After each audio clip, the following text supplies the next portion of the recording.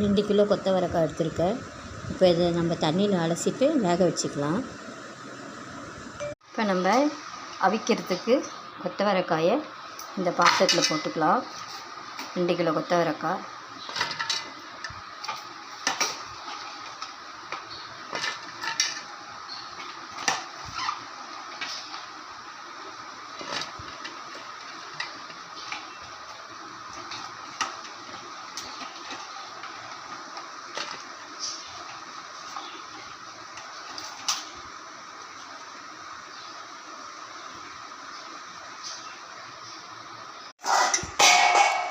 இப்போது வேக வைக்கிறதுக்கு நான் இந்த சொம்பில் 2 சொம்பு தண்ணி ஊற்ற போகிறேன்.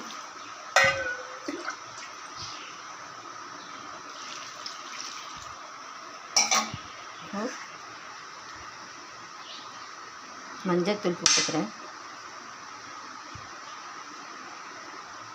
2 ஸ்பூன் மஞ்சள்தூள். தேவையான கல்லுப்பு. இதனால் அப்படியே அடுப்பில் எடுத்து வைக்க போகிறேன்.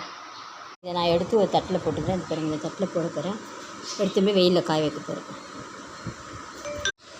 தண்ணியிலேருந்து எடுத்தாச்சு மக்களை. இப்போ எடுத்துகிட்டு போயிட்டு நம்ம வெயிலில் காய வச்சுக்கலாம். கீழே ஒரு துணியை போட்டு அது மேலே போட்டு காய வைக்கலாம்.